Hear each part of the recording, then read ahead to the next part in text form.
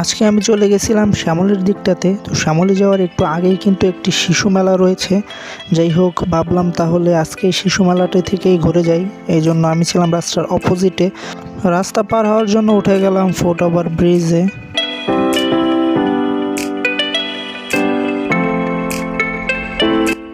এই ফুটওভার ব্রিজটার উপর থেকে কিন্তু এই শিশু মেলাটির সামনের সাইডটা অনেক ভালোভাবে দেখা যায়। আর ঢাকার যে গাবতলী আছে, এই গাবতলী থেকে ঢাকার ভেতরে যাইতে গেলে হাতের বাঁয়ে আপনারা এই শিশু মেলাটি আগে পরে অনেকেই দেখে থাকবেন, এবং ঢাকার ভেতর থেকে গাবতলীর দিকে যাইতে যে হাতের ডাইনেই কিন্তু আপনারা এই শিশু মেলাটি দেখে থাকবেন।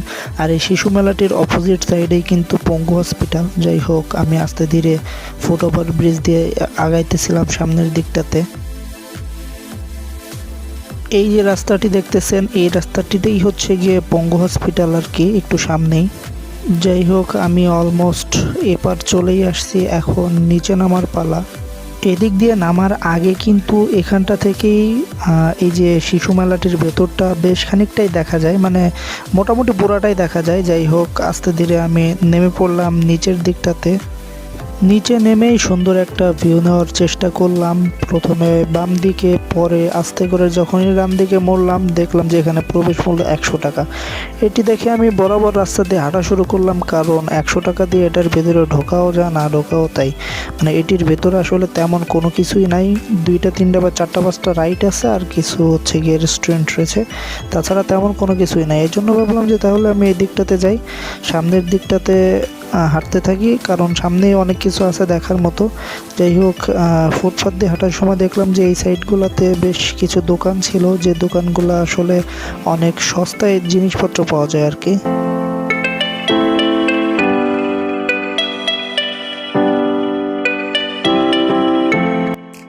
এদিকটাতে দেখলাম যে বেশ কিছু ফলের দোকানও ছিল। গাইজ, এই রাস্তা দিয়েই বেশ কিছুটা আগানোর পরেই কিন্তু হাতের ডাইনে পড়ছে পঙ্গু হসপিটাল। বাট পঙ্গু হসপিটালের আগেই কিন্তু পড়ছে হচ্ছে গিয়ে শিশু হসপিটাল। আরও অনেক ইনস্টিটিউট এই রাস্তাটির ভিতরে রয়েছে, আজকে সেগুলোই আপনাদেরকে দেখাবো। আশা করি পুরো ভিডিওটা জুড়ে সাথেই থাকবেন। এই হচ্ছে গিয়ে বাংলাদেশ শিশু হসপিটাল ও ইনস্টিটিউট, এটি হচ্ছে গিয়ে তার প্রবেশদ্বার। আর এখান থেকেই বেশ কিছুটা সামনে আগানোর পরেই কিন্তু পড়বে হচ্ছে গিয়ে পঙ্গু হসপিটাল। এই রাস্তাটির ঠিক অপোজিট সাইডেই কিন্তু রয়েছে জাতীয় চক্ষু বিজ্ঞান ইনস্টিটিউট। এটিও আমি আপনাদেরকে দেখানোর উদ্দেশ্যে ভিডিও করে নিয়েছিলাম। আর একটু সামনেই কিন্তু হচ্ছে গিয়ে আমাদের সেই কাঙ্ক্ষিত পঙ্গু হসপিটাল, যেটির কথা আমি এত সময় ধরে আপনাদেরকে বলতেছি।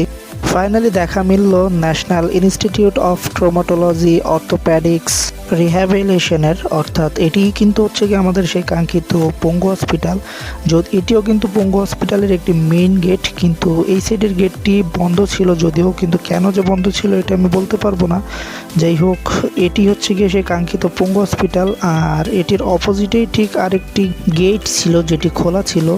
এই পঙ্গু হসপিটালের ঠিক অপোজিটেই কিন্তু এনবিআর এর মেইন যে ভবনটি সেটি ছিল। আপনারা অনেকেই এটিকে রাজস্ব ভবন নামে চিনে থাকবেন।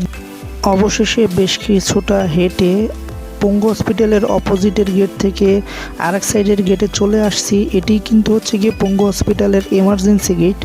অপোজিটের গেটটা বন্ধ থাকলেও কিন্তু এই গেটটা 24 ঘন্টাই খোলা থাকে। আপনারা যখনই আসেন, যেখান থেকেই আসেন না কেন, এই গেটটি দিয়েই আপনারা পঙ্গু হসপিটালের ভেতরে প্রবেশ করতে পারবেন। যাই হোক, এখান থেকে আমার নেক্সট টার্গেট ছিল হচ্ছে গিয়ে আগারগাঁও। তো আমি আস্তে ধীরে হাঁটতে হাঁটতে যাইতেছি আগারগাঁওয়ের দিকটাতে। তো পঙ্গু হসপিটালের বাইরে কিন্তু আপনারা বেশ কিছু হোটেল দেখতে পাবেন। এখানে অনেক সুলভ মূল্যে কিন্তু খাবার দাবার পাওয়া যায়, যেগুলো আপনারা খাইতে পারবেন। আর সামনে এই দিকে হচ্ছে গিয়ে রেগুলার যে হসপিটালের রোগীদের নিত্য প্রয়োজনীয় জিনিসগুলো দরকার হয়, সেই জিনিসগুলোর দোকান রয়েছে। এখান থেকে আপনারা, মানে যদি কোনো আত্মীয় স্বজন বা আপনাদের নিজস্ব কোনো রোগী এখানে ভর্তি থেকে থাকে, সেক্ষেত্রে আপনারা এখান থেকে এই যে চেয়ার টেয়ারগুলো কিনতে পারবেন। মানে নিত্য প্রয়োজনীয় দরকারি জিনিস যেগুলো রোগীদের ক্ষেত্রে অনেক সময় প্রয়োজন হয়, সেই দোকানগুলো এখানে আপনারা পেয়ে যাবেন।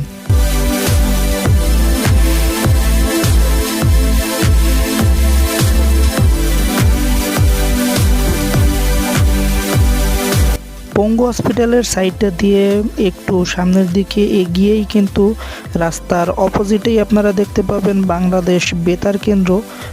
বাংলাদেশ বেতার কেন্দ্র এখানেই অবস্থিত, আপনারা দেখতে পাইতেছেন এখন স্ক্রিনে। পঙ্গু হসপিটাল থেকে একটু সামনে এগিয়েই হাতের বাঁয়ে অর্থাৎ রাস্তার আমি যে সাইডে আছি এটার অপোজিটে রাস্তার ওই পারে হচ্ছে গিয়ে বেতার কেন্দ্র। গাইজ এই সাইডের এই রাস্তাটার ভিউটা যে আসলে এতটা সুন্দর, যেটা আসলে আপনাদেরকে ভিডিওতে দেখিয়ে বোঝানো সম্ভব না।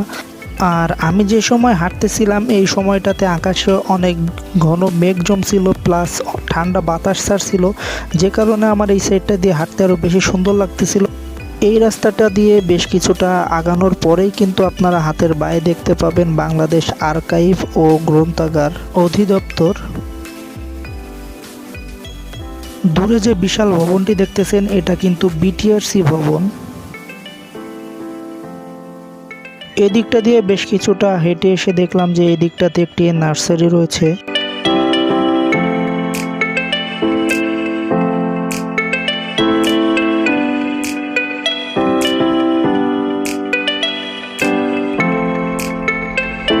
এই সাইনবোর্ডটাতে নার্সারির নাম সহ আরও বেশ কিছু ডিটেলস দেওয়া ছিল, কিন্তু লেখাগুলো উঠে যাওয়াতে আমি সেভাবে বুঝতে পারি নাই, এই জন্য আপনাদেরকেও বলতে পারলাম না। যাই হোক, আস্তে ধীরে আবার হাঁটা শুরু করলাম সামনের দিকটাতে। আপনাদের অনেকের মনে হয়তো বা প্রশ্ন আসতে পারে যে আমি এই দিকটাতে কেন যাইতেছি বা আমি আগারগাঁওতে কেন যাইতেছি। আমি আসলে থাকি হচ্ছে কি হাতিরপুলের দিকটাতে। আমি আসার সময় আসছিলাম বাসে করে, কিন্তু যাওয়ার সময় যাইতে চাইতেছি মেট্রোতে করে, কারণ বাসের ভেতরে প্রচুর পরিমাণ গরম আর মেট্রোর ভেতরে এসি আছে, এজন্যই আমি চাইতেছি মেট্রোতে করে বাসায় ফিরতে আর কি। এই রাস্তাটির ঠিক অপোজিটে কিন্তু ইসলামী ফাউন্ডেশন অর্থাৎ জাকাত বোর্ড, যেটি বাংলাদেশ জাকাত বোর্ড সেটি ছিল। ঠিক আগারগাঁওয়ের কাছাকাছি এসেই আমি বৃষ্টিতে আটকে গেছিলাম, কারণ হুট করেই অনেক জোরে বৃষ্টি চলে আসছিল। যাই হোক, একটা জায়গায় বেশ কিছু সময় দাঁড়িয়ে আবারও বেরিয়ে পড়লাম বাইরের দিকটাতে। আমি যে সময় বের হয়েছিলাম এই সময়টাতেও কিন্তু ফোঁটা ফোঁটা বৃষ্টি পড়তেছিল, যদিও আপনারা ভিডিওতে দেখে বুঝতেছেন কিনা এটা আমি জানি না। যাই হোক, সামনেই মেট্রো রেলের রাস্তা দেখা যাইতেছে। আমি অলমোস্ট চলে আসছি আগারগাঁওয়ে। এখন আগারগাঁওয়ের যে স্টপেজটা রয়েছে সেদিকটাতে যাইতেছি, ওখান থেকেই আমাকে মেট্রো ধরতে হবে। ফাইনালি চলে আসছি আগারগাঁওয়ের মেট্রো স্টপেজটিতে। মেট্রো করে আমি এসে নামছিলাম শাহবাগে। আর এখন স্ক্রিনে আপনারা যেটি দেখতেছেন বা যে জায়গাটি দেখতেছেন এটি হচ্ছে গিয়ে জাদুঘর। যদিও এটির ভেতরে কিন্তু ভিডিও করা নিষেধ বা ভিডিও করতে দেয় না এটির ভেতরে। যাই হোক, আমি রাস্তা দিয়ে যাইতেছিলাম আর বাইরের সাইডে যে জিনিসগুলো ছিল এগুলো আপনাদেরকে দেখানোর উদ্দেশ্যে ভিডিও করে নিয়েছিলাম। তো যাই হোক, বেশ জার্নি করার পরে খিদা লেগে গেছিলো, এই জন্য চলে গেছিলাম শর্মা খাইতে। শর্মা খাওয়া শেষে আস্তে ধীরে হাঁটা শুরু করলাম বাসার দিকটাতে। তো যাই হোক গাইজ, আজকের ভিডিও এতটুকুই। দেখা হবে নেক্সট ভিডিওতে, তত সময়ের জন্য আল্লাহ হাফেজ।